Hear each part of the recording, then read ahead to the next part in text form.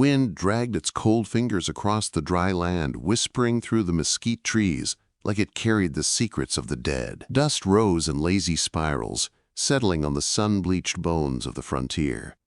In that vast emptiness, where nothing moved except wind and ghosts, a solitary figure rode across the plains. His name was Elias Granger, and he had not spoken to another living soul in 7 days. His horse, a dun mare named Cinder, moved slow and steady along the ridge, her hooves thudding softly against cracked earth. Elias didn't urge her faster. There was no need. There never was. He had nowhere to go but home, and even that felt more like a grave than a place of rest. Elias's face was carved like the desert, sun-hardened, dry, and lined with 100 stories he never told. His beard had gone to gray. His eyes, once green like the grass that used to grow near the creek, were now dull and watchful, like a man who'd learned not to expect anything good out of the world. The brim of his battered hat cast a shadow across his brow, but even the shade couldn't hide the haunted way his gaze swept the horizon. Home, if you could call it that, was a shack built from salvaged lumber and weathered stone, nestled beside a thicket of cottonwoods at the edge of Granger's Creek. It sat slouched like an old man's back, surrounded by rusting fence posts and empty corrals where cattle once roamed before the fever took them. Before the fever took her. The rocking chair on the porch still creaked when the wind pushed it, and sometimes Elias sat in it at night and pretended it was her rocking their baby again.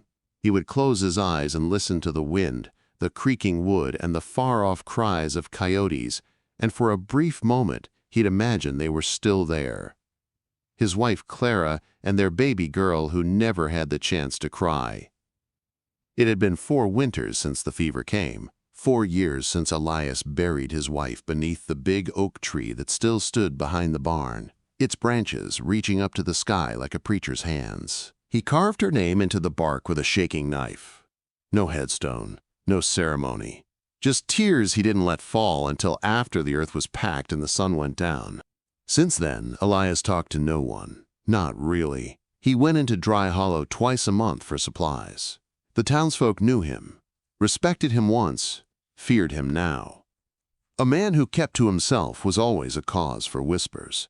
They said the war had broken him. They said Clara's death had pushed him over the edge.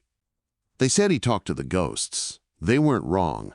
Elias did talk to ghosts. He talked to Clara when he lit the lamp at night. He spoke to the baby when he brushed her old cradle with his fingers. He even talked to his horse like she was the last soul left who might care to listen. Silence had become his companion, and in it, he found more truth than any preacher's sermon. That morning, the sun rose behind a veil of gray, and Elias saddled Cinder for his usual patrol of the outer fence. Coyotes had been getting bolder lately, and he lost a lamb to one 2 nights back. As he rode, the wind began to pick up, blowing in from the east where the land dipped into a shallow valley. It was in that valley that he saw it, a shape, distant, hanging from a low-limbed tree near the edge of his property line. At first, he thought it was a buzzard's perch, maybe a cougar's kill, dangling in the branches. But as he rode closer, his gut began to twist. Something wasn't right. Cinder stopped without being told. She let out a soft huff, ears twitching, and pawed the ground nervously.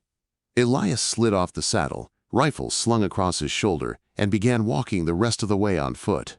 The tree loomed taller with every step, and the shape became clearer. It wasn't a deer. It was a child, a girl. Dangling by the arms, her wrists bound with coarse rope over a thick tree limb, her feet just inches from the dirt. Her head was slumped forward, black hair falling like a curtain over her face. Her clothes were torn and bloodied. Around her neck, someone had hung a crudely written sign, soaked in streaks of red. "White man don't forgive." Elias froze. For a long time he couldn't move. The rifle in his hand suddenly felt like lead. His heart, dead weight for years, thudded in his chest. Apache. She was Apache. Even before the war, there'd been trouble. The settlers blamed the raids on the tribes. The tribes blamed the settlers for stealing their land. The truth was lost somewhere in the blood. But this wasn't justice. This was cruelty. Someone had left this girl to die slow, maybe as a warning, maybe just for spite. He stepped closer, checked her chest. There, a faint rise and fall, barely breathing, still alive. He looked around quickly. No tracks, no horses. Whoever did this was long gone. Elias cursed under his breath. He should walk away. This wasn't his fight. Bringing an Indian girl back to his land would be seen as a betrayal by most. The sheriff wouldn't hesitate to call it treason. It could cost him what little peace he had left. But there was a child, half dead, hanging from a tree in his land. He pulled out his knife, cut the ropes. Her body crumpled like a sack of cloth, hitting the ground with a sickening thud. She moaned, barely, her face twitching in pain. Elias knelt, lifted her gently in his arms. She was small, light, starved. Her skin burned with fever, her lips cracked from thirst. "God help me," he whispered. He laid her across Cinder's saddle and led the horse back toward the cabin. Every few steps he looked behind him, expecting to see riders chasing him down, but no one came. At the cabin, he carried her inside, laying her on Clara's old cot by the fireplace. He fetched water, bathed her wounds with trembling hands, and wrapped her wrists in clean cloth. He forced her to sip broth spoon by spoon, even when her lips barely moved. She never opened her eyes. That night, Elias sat in his chair, watching the firelight dance across her face. She was young, couldn't be more than 12. There were bruises along her ribs, scars on her ankles. Her face, even in sleep, held pain deeper than most grown men had ever known. He didn't ask why, didn't need to. He knew what men were capable of. The wind howled through the cracks in the window frame. Elias leaned back in the rocking chair, the familiar creak sounding like Clara's lullaby again. He closed his eyes, and he dreamed. He dreamed of Clara, standing on the porch in a white dress, holding a baby with dark curls and bright eyes. She was laughing, spinning in the dust, her smile wide and warm. The baby reached for him, tiny hands waving in the air. Then the sky turned red. Smoke choked the land. The baby was gone. Clara was burning. Elias woke with a start, sweat soaking his collar. The fire had gone low. He looked to the cot. The girl hadn't moved. He stood, walked over, and pulled the blanket higher around her shoulders. For a moment, he thought she was gone. Then she stirred. Her eyes opened, dark, sharp, full of fear. She looked at him, not like a child looks at a man, but like prey looks at a predator. He held up his hands slowly. "It's all right," he said, softly, voice like gravel. "You're safe here." She didn't speak, just stared. And in that silence, Elias felt something shift, like a stone finally cracking beneath the weight of years. For the first time in a long while, he was no longer alone. She didn't trust him, not yet, maybe never, but she was alive, and he had chosen to save her. That had to mean something. The girl hadn't moved much since she opened her eyes. She hadn't spoken again either. She lay there still as a stone, eyes following Elias every time he walked past the cot, like she was measuring the distance between her body and the nearest exit. The blanket was drawn up to her chin. Only her face peeked out, sharp cheekbones and sun-browned skin dulled by sickness and bruises. Her expression never softened, never changed. Just cold silence. Elias didn't expect gratitude. He didn't even expect words, but the weight of her gaze was like a knife on his back. He'd known animals that looked less cornered than she did. Outside, the wind had changed directions.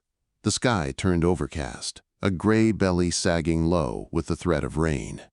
Elias spent the morning tending to the fence line, checking the wire, hammering in loose stakes. His hands moved by memory. His mind drifted. Each strike of the hammer felt louder than the last.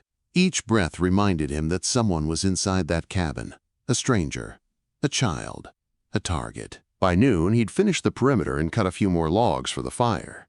When he came back inside, the cot was empty. He paused at the door. Then he heard it, soft creaking from the far end of the room. He turned slowly, and there she was, crouched low behind the rocking chair. She was holding the fireplace poker like a weapon, her eyes narrowed into slits. Elias didn't move. "I ain't gonna hurt you," he said calmly. She didn't blink. He slowly stepped aside, leaving the space between them open. "You're in my home, safe here. No one's gonna touch you again." She hissed a breath through her teeth. Not a word, but a sound of disbelief, maybe disgust. Elias looked at her face. Sunken cheeks, a small cut at the corner of her lip. Her eyes were large, dark, and angry. Beneath the dirt and fear was a girl who should have been worrying about playthings and stories by the fire, not survival. He knelt by the table and reached for the kettle. He poured a cup of hot water and sat it on the floor, not near her, but between them. "You hungry?" he asked. Still nothing. He stood and moved to the other side of the room. She waited, then slowly, like a creature sniffing a trap. She crawled forward, never taking her eyes off him. Her fingers wrapped around the cup and she brought it to her lips. One sip, then two. Elias pretended not to watch. When she finished, she put the cup down and retreated behind the chair again. It went on like that for days. Every morning, Elias left food where she could reach it. He cleaned her bandages while she was sleeping, or pretended to be. She never spoke, never tried to run, just watched, listened. On the 5th day, he found her staring out the window. She'd moved the curtain just an inch, peering into the morning light. Her face looked older somehow, like she'd lived a dozen years in just the past few days. "You got a name?" Elias asked from across the room. She didn't answer. He sighed, pulled a chair over to the fire and sat down with a soft grunt. "My name's Elias. Elias Granger." She turned away from the window. "I had a daughter once," he said. "Didn't make it. Fever took her before she got a chance to see much of this world." Her eyes flicked toward him. "She would have been your age." Silence. Then, the faintest whisper. "Nalin." Elias straightened. He hadn't expected her to speak. He nodded once. "That's a strong name." She looked away. After that day, the air between them changed. It wasn't warm, not yet, but it was less bitter. The silence softened. The meals were taken at the table instead of the corner. Nalin still didn't talk, but she didn't flinch every time he moved either. One evening, Elias showed her Clara's old doll, a little thing made of cloth and buttons, its stitched mouth worn loose from years of handling. He set it gently in front of Nalin. She stared at it like it was cursed, then touched it with 2 fingers. Her shoulders trembled. She didn't cry, but something passed through her face, something deep and raw and terrible. He didn't ask questions, he just let her hold it. The following morning, Elias saddled Cinder and rode into town for supplies. The trip took half a day. Dry Hollow was just as he'd left it, tired, dusty, and full of eyes that stared too long.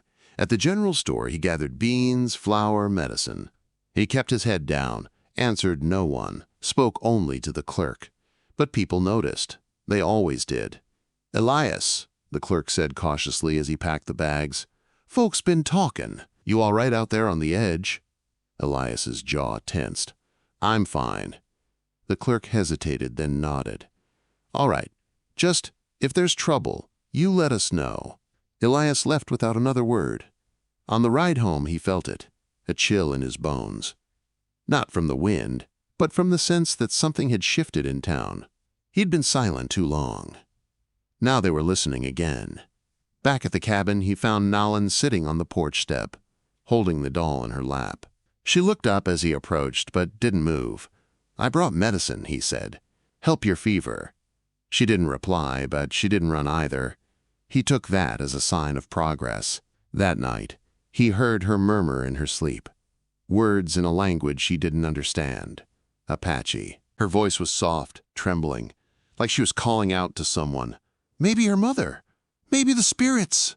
Elias sat by the fire, watching her toss and turn. He felt a strange ache in his chest, something he hadn't allowed himself to feel in years. Pity, guilt, protection. The next few days passed quietly. Nalin helped chop vegetables, carried water, and even fed the chickens. Her steps were cautious but steady. Her eyes stayed alert, always searching the tree line. One afternoon, while Elias was fixing a broken wagon wheel, Nalin wandered toward the creek. He watched her from the barn, wary but letting her go. She knelt by the water, scooped it up with her hands, and stared at her reflection. For a long time she didn't move. Then she pulled a small stone from her pocket and began carving something into the bark of a nearby tree. Later, when she was inside, Elias went to look. The symbols were strange to him: circles, slashes, marks burned deep into the wood. He traced them with his fingers, wondering what message they carried. A warning? A prayer? That night she finally spoke again. "My village, they burn it." Elias looked up from the fire. "I'm sorry," she shook her head. "Soldiers, not your army. Others, white men, not blue, not gray. No flag." Her voice was broken, barely holding together. "They say we, animals, kill us, all." Elias stared at the fire for a long time before answering. "I fought in a war, killed men I didn't hate, watched friends die for a cause none of us understood." He swallowed. "Some men never left that war. Just brought it home with them." Nalin's eyes didn't blink. She was listening, really listening. "They hang me," she whispered. "For sign. I know. They laugh. I know." Silence. Then, almost inaudible, "Why you cut me down?" Elias looked at her. "Because I couldn't ride past and leave you hanging like that. Not after what I've lost. Not after what you've been through." She nodded once. "You lose. I lose." "Yeah." For a while, the only sound was the fire cracking in the hearth. Then Nalin did something Elias didn't expect. She reached into her coat and pulled out a crude wooden bead, strung on a frayed thread. She placed it on the table between them. "For your daughter," she said. Elias's throat tightened. "Thank you." She looked down, her face softening for the first time since she arrived. That night, she slept easier, but far off, beyond the hills, smoke curled into the sky. Too far to smell, too faint to chase. But there, all the same, someone was watching. And silence wasn't going to protect them much longer. The chickens were dead by dawn. Elias found them scattered across the coop, necks twisted, feathers soaked in blood and strewn like snowdrifts across the dirt floor. A clean kill, not a predator's hunger. This was a warning. A message from men, not beasts. He stood in the stillness, fists clenched at his sides. The air was heavy, colder than usual for spring, and the sky hung low and iron gray. Cinder stamped her hooves behind the fence as if she sensed something too. Nalin was still inside, asleep or pretending to be. Elias didn't call for her. He cleaned the mess in silence. By midday the birds were buried, and the coop had been patched up. Nalin watched him from the porch, a sliver of shadow beneath her brows. Her hand rested on the doll's cloth dress, fingers tracing the edge of a seam. She said nothing as Elias walked past her, only nodded once and disappeared into the house. Inside, he bolted the door. He sat with his back to the wall, eyes fixed on the floorboards. He remembered those hands. The rough, calloused hands of the men in Dry Hollow. The sheriff's voice, full of suspicion. The way they watched him when he rode into town. The way rumors moved faster than horse hooves. They knew. Maybe not for sure, but they suspected. And that was enough. The next morning, Elias loaded his rifle and tucked the pistol into the back of his waistband. He didn't speak, didn't need to. Nalin watched from the corner as he strapped on his boots and fastened the last buckle of his saddlebag. "I'll be back before sundown," he said, not turning toward her. "Stay inside. Bolt the door." She nodded. He stopped at the doorframe, hesitating. Then he looked back. "If anyone comes, don't open. Doesn't matter who they say they are." Her mouth was a hard line. "I know." He left. The ride to Dry Hollow felt slower than usual. The land stretched wide and quiet, but not peacefully. The silence now felt wrong, like the moment before a thunderclap. The kind of silence that hung between two men waiting to draw. He passed a group of crows picking at something near the creek. When he got close, he saw it was a coyote, gutted and flayed open, its body splayed like a butcher's lesson. Another message. When Elias reached the town's edge, he dismounted and walked the last stretch on foot. The sheriff's office sat like a rotting tooth among the wooden buildings, unpainted, weather-beaten, windows dirty. Outside, two men leaned against the post rails, smoking. They fell quiet when Elias approached. Inside, Sheriff Harlan Briggs was hunched over his desk, reading a flyer. He looked up slowly, his eyes narrow and pale. "Granger." "Sheriff." Briggs leaned back in his chair, letting the silence settle thick between them. He was a heavy man, but not soft, the kind of weight that came from years of muscle turning into scar tissue. His face was pocked and leathered, eyes sharp like a buzzard's beak. "You got business?" "My chickens were gutted, necks broken clean, not an animal kill." Briggs tapped the end of his pencil on the desk. Strange. Elias didn't blink. Someone's sending a message. "You think so?" "I know so." Briggs folded his hands across his belly, his voice easy but cold. "Ain't much I can do about dead birds, Elias. You and I both know that's not what this is about." Briggs stood. He walked to the window, peeked out at the quiet street. The click of his boots echoed in the room. "You always been a strange one," he said, turning halfway. "Even before Clara died. Always kept to yourself, said little. Men like that folks tend to watch, try to figure out what they're hiding. I'm not hiding anything." Briggs grinned, but there was no humor in it. "Then why's there smoke out at your place when no one sees you buying feed for cattle? Why's there talk of shadows on your land? Why do you ride back and forth alone and never invite a soul for supper?" Elias's jaw locked. "You're talking in circles." "I'm saying," Briggs said, stepping closer, "that I don't much like the idea of a man bringing his war ghosts into my town's backyard. Especially when some of those ghosts wear war paint." There it was. The accusation without the words. The heat behind the wind. Elias didn't flinch. "She's a child." Briggs stopped. "So it's true. She was hanging from a tree, Sheriff. Left for dead. On my land. You should have left her there." The words dropped like a rock into a still pond. Elias's voice dropped with them. "I'm not like you." Briggs leaned in, his breath rank with chew and rot. "No, you ain't. You're worse. At least I know who my enemy is." Elias turned and walked out before his fist did something his soul might regret. Outside, the two men were still on the porch. One of them spat near Elias's boots. The other muttered something in a voice just loud enough to be heard. "Traitor!" Elias didn't stop walking.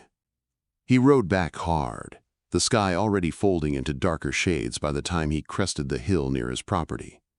Smoke was rising again, not from a fire this time, but from a lantern on the porch. The door was still shut. No one in sight. When he stepped inside, Nalin was crouched behind the stove, knife in hand. He raised his hands. "It's me." She eased out of the corner, still holding the blade. Elias shut the door behind him and bolted it. "They know," he said. Nalin's shoulders tensed. "Not for certain, but close enough. We need to be ready." She nodded once.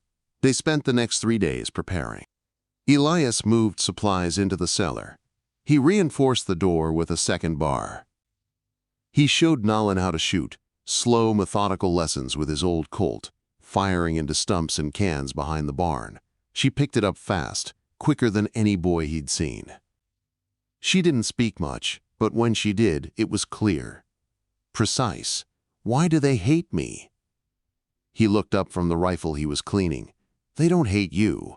They hate what they think you represent. Fear makes men cruel." She stared down at her hands. "They think I bring war. You didn't. They don't care." Elias didn't have an answer to that. One night, a noise woke him. Soft, like footsteps outside the window. He slipped out of bed and peered through the curtain. Nothing. But the next morning, he found a rabbit nailed to the doorframe. Its eyes were gone. They were getting bolder. That evening, he caught Nalin carving again. The same symbols on a fresh tree trunk, deep and wide. She didn't try to hide it this time. When she was done, she turned and looked at him. "What does it say?" he asked. "Call," she said. "For who?" "My people." He stared at the mark. "Will they come?" She didn't answer. 3 nights later, it happened. The first shot shattered the front window. Glass rained onto the floor. Elias grabbed Nalin and shoved her toward the back room. "Stay down!" More gunshots, shouts outside, torchlight flaring against the dark. Elias returned fire through the window, forcing the shadows back. He hit one, a scream and the sound of someone falling. "They're coming around!" Nalin yelled. She was already by the back door, pistol in hand. Elias joined her, breath sharp, heart pounding like a war drum. They fired together, 2 voices singing the same bitter song. The attackers scattered, regrouped. Then, a whistle. Not from Elias. Not from the attackers. From the trees. Out of the dark, a line of mounted figures appeared. Silent, swift, faces painted with ash and blood. Apache. The mob froze. The riders encircled the cabin, weapons drawn but didn't fire. They made no move except to cut off every retreat. Elias stepped outside, rifle raised. Sheriff Briggs stood at the edge of the trees, his pistol trembling. "This is your fault, Granger," he spat. "She's a child," Elias shouted. "You came to kill her. She's a spy. She's a girl who survived what you did." Briggs's face twisted, but the Apache rider said nothing, just waited. Nalin stepped out beside Elias, shoulders square, pistol in hand. She looked Briggs in the eyes. "You already killed my family. Why do you need me dead again?" Briggs's mouth opened, but no words came. One by one, the townsmen dropped their weapons. The standoff broke. Briggs turned and rode off alone, shame trailing behind him like dust. And the land, for the first time in years, went quiet again. But this time, it was a quiet, earned, not feared. Not the silence of ghosts. The silence of peace, just beginning. The silence that followed the standoff wasn't peaceful. It was hollow, still as death, and just as heavy. The townsmen left in pairs and shame. Some rode quickly, heads down. Others lingered, eyes flickering toward Elias and the Apache riders before turning their backs and disappearing into the trees. The only one who didn't look away was the boy, a wiry teenager who had once thrown stones at stray dogs for fun. He didn't speak, but he looked at Nalin before he left, and something in his face wasn't hate, it was fear, and maybe, for the first time, it was also confusion. Briggs didn't look back at all. He rode off alone, face flushed like fire, his coat flapping behind him like a flag of war that hadn't yet surrendered. But Elias knew the man wasn't done. He could smell it on the wind. The bitterness, the bruised pride, the kind of hatred that didn't die when it lost.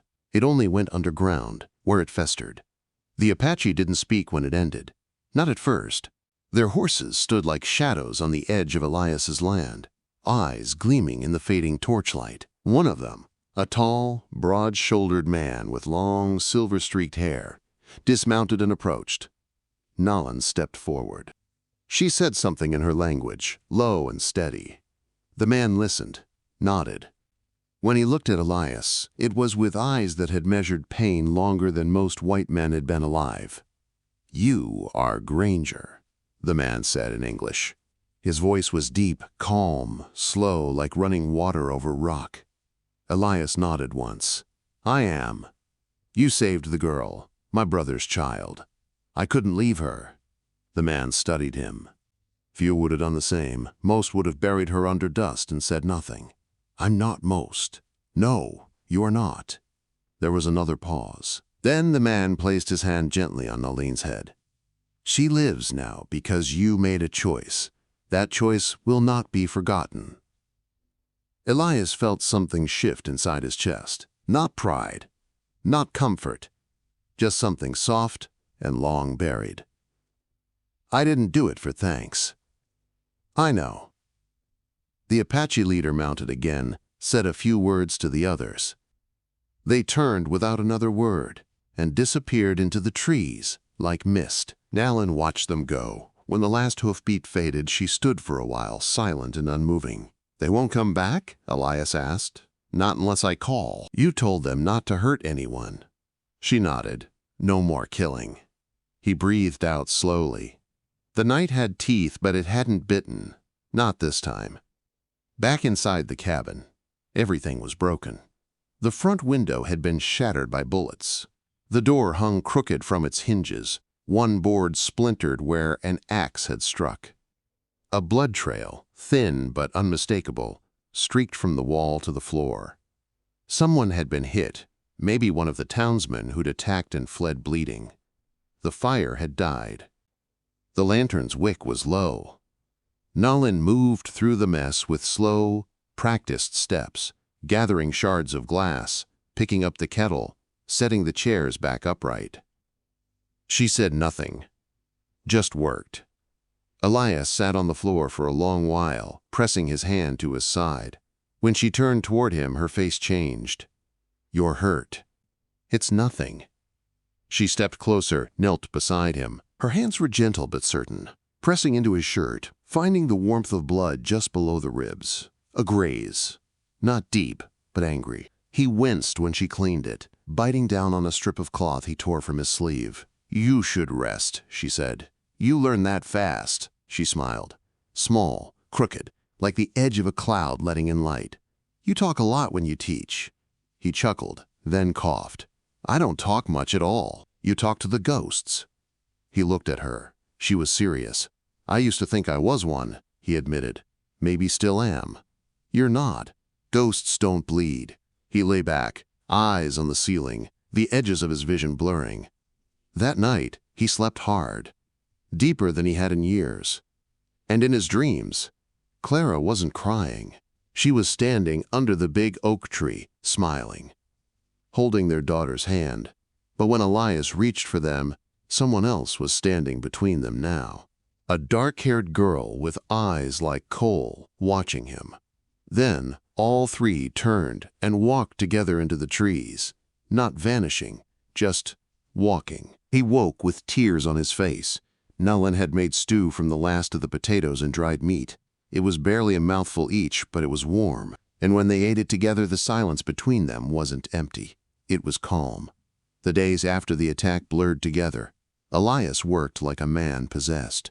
He rebuilt the front door from scratch, using wood from the broken fence. He patched the window with canvas and nailed up planks for defense. He reinforced the cellar trap door and cleaned the rifle every night. Nalin helped, wordlessly but without hesitation.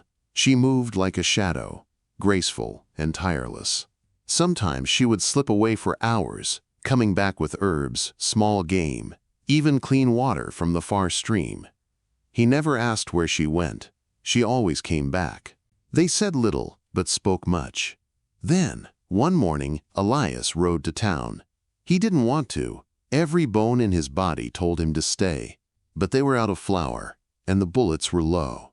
He needed to see what Briggs was planning. Dry Hollow was quieter than usual. The saloon had only a few men inside. The church door was shut. No one leaned on porches. No one smoked by the rail. At the general store, the clerk wouldn't meet his eyes. Don't have your usual brand of powder, the man muttered. Everything's been bought out. By who? The clerk hesitated. Sheriff's men. Where's Briggs now? Gone east. Said he's talking to the judge in Lonesome Ridge. Elias understood instantly. He was building a case. Lonesome Ridge was a day's ride. Far enough to scheme, close enough to return with a warrant and a posse. Elias paid in full, took what he could carry, and left. Back home, Nalin waited. He told her everything. She didn't look afraid. She just looked tired. What will you do? She asked. What do you want to do? She stared into the fire. Leave. We could run. Ride west. Find someplace that won't ask questions. She shook her head. "They always ask. Then we stand." She nodded once. That night, Nalin wrote something in the dirt with a stick. Not English, not Apache. Something older, a language Elias didn't know. What's that say? It says we are not finished. 3 nights later, the storm came. Not of wind, of riders. Briggs returned with 6 men, all armed, all drunk on the law he thought he carried. They came in the rain, torches held high, rifles loaded. Elias and Nalin waited inside. He had fortified the place well. The first volley was deflected. The second, weaker. But they had fire. They set the barn ablaze. The roof collapsed with a roar, sending up embers into the night sky like dying stars. Elias fired back. Hit one, then another. But the smoke was thick, the heat unbearable. Then Nalin was gone, vanished into the dark. He shouted her name, heart-stopping. Outside, a cry rose, one of the attackers screaming. Then another. Then silence. Through the smoke, Nalin returned, her eyes wild, her hair wet. Behind her, the Apache riders came again, not to encircle, but to end it. Briggs stood alone at the front line. When he saw the riders, he lifted his rifle, then froze. The Apache leader, the silver-haired man, rode forward. "You were warned," he said. Briggs trembled. "She's a spy. She is a child. She's dangerous." "No, you are." The leader raised his hand. Briggs dropped the rifle. He collapsed to his knees, wet and broken. The rest of his men had already run. Elias stepped out, coughing, blood on his lips. "You came back." The leader nodded. "She called. We came." Nalin stepped between them. She held something in her hand, the sign that had once hung from her neck. "White man, don't forgive," she read aloud. Then she dropped it into the fire. She turned to Elias. "But we do." He looked at her. And in that moment, the ghosts finally let him go. The fire burned low into the morning, reduced ash and quiet embers. The barn was gone, nothing left but charred beams reaching to the sky like the ribs of some great beast. Smoke hung thick over the land, not choking now, but soft, like fog mourning what had been lost. Elias stood in the ruins, shovel in hand, turning over blackened earth. The ash clung to his boots, to his clothes, to the lines on his face. He worked in silence, clearing what could be saved, burying what couldn't. His hands were blistered, but he didn't stop. The storm was over. The riders had gone, back into the hills, leaving behind only footprints and the silence of a victory that didn't feel like one. Briggs had not been seen since. No body, no trail. Just gone. Some said he left Dry Hollow that night. Others whispered the Apache took him, dragged him into the trees and dealt with him in their own way. Elias didn't ask. He didn't care. The man had done enough damage for several lifetimes. Whether the earth took him or the spirits did, justice had been claimed. Nalin moved through the wreckage with more grace than Elias expected. She didn't cry, didn't mourn out loud. She carried water to the cabin, stacked salvaged boards, and swept ash from the porch. She worked like she'd always lived this way, where things were built, burned, and rebuilt again. On the second day, Elias caught her sitting by the old oak tree behind the cabin. It was one of the only things still standing. Even the cabin had taken damage, a cracked beam, scorched shutters, but the oak was untouched, its roots deep and defiant. She was carving something into its bark. He didn't ask what, he just sat beside her. They stayed there until the sun dipped low behind the mountains and the wind carried the sound of a coyote far off in the valley. "What are you writing?" Elias asked finally. Nalin leaned back, brushing hair from her face. "A name." "Whose?" "All of them." Elias nodded slowly. He didn't need her to explain. He built a new barn, this time smaller, more practical. Just enough to hold cinder, some hay, and the tools that survived. Nalin helped every step, cutting boards with precision, hammering nails with careful strength. Her hands had grown calloused, her eyes more focused. She was no longer the girl he found hanging between life and death. One night she stood on the porch holding the doll he'd given her. She turned it over in her hands, lips pressed tight. She had a name? Elias took a long breath. We never got to name her. I think she should have one. He looked at her, something breaking quietly inside. What do you think it should be? She held up the doll and whispered, Sona. He closed his eyes. Sona, he repeated. After that, things changed. Not suddenly, not like a door slamming or a fire bursting, but slow, gentle. The townsfolk began to shift. First it was the boy, the one who had lingered during the standoff. His name was Micah. He came up the trail one afternoon with a limp rabbit in hand. Didn't say much. Just offered it, eyes down. She saved me once, he mumbled, when I got bit by that snake. Nalin took the rabbit without a word, but Elias saw the twitch of a smile at the corner of her mouth. Then came others.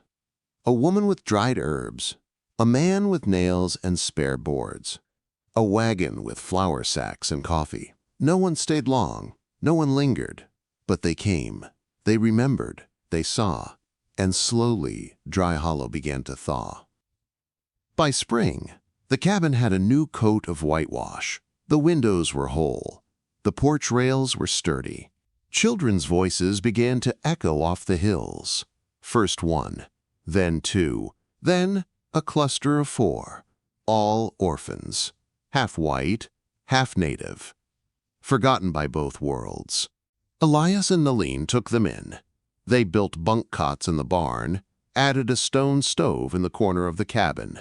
They grew carrots and beans. They traded with a Navajo woman from the east who brought goats and soap and stories.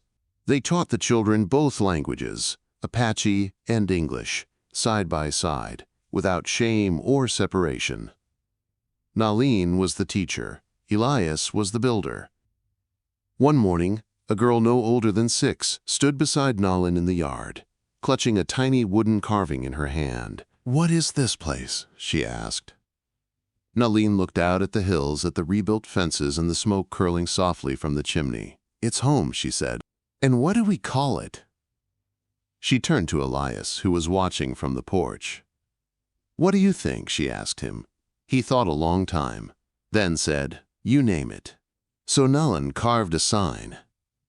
She hung it from the old oak tree, beneath the names she had written in its bark. The sign read, "Forgiveness lives here. Visitors came.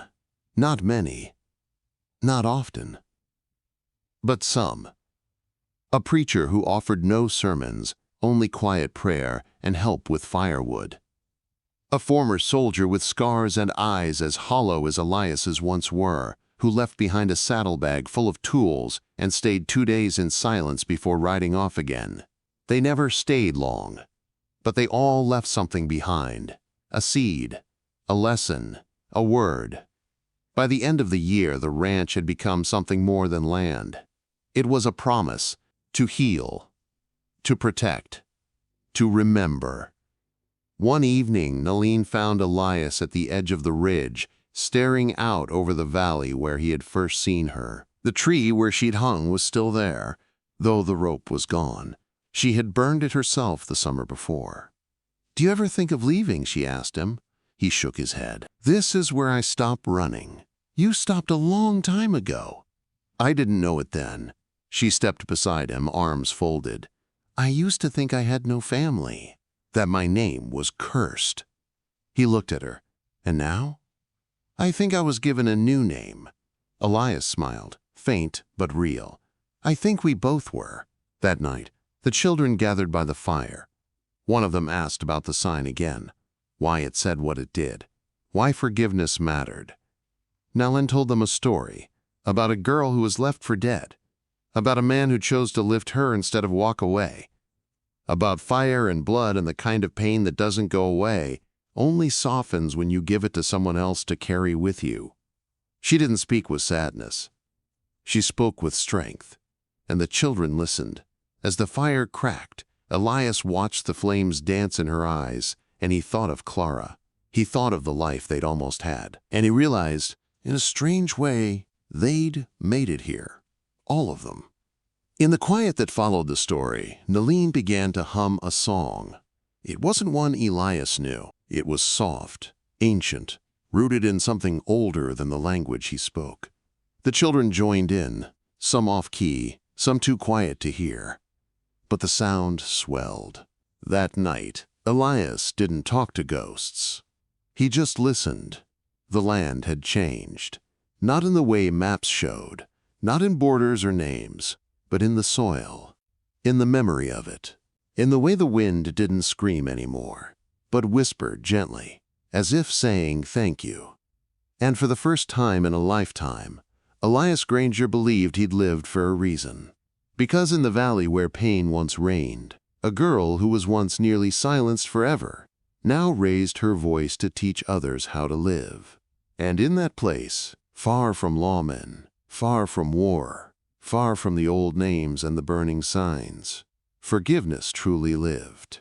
In a land scorched by hatred and silence, one man's courage to save and one girl's will to survive sowed the seeds of something no fire could ever burn: hope, healing, and forgiveness. Through ash and loss, they rebuilt not just a home, but a family where none had existed before. And in that quiet corner of the West, where ghosts once ruled the wind, forgiveness found its voice and never left. If stories like Elias and Nalin's touched your heart, there's more where that came from. Saddle up and subscribe to Wild West Love Chronicles, where every tale is forged in grit, shaped by love and rooted deep in the untamed heart of the frontier. Don't miss the next powerful story of redemption, sacrifice, and the wild, beating soul of the West. Hit that subscribe button and ride with us into the next legend.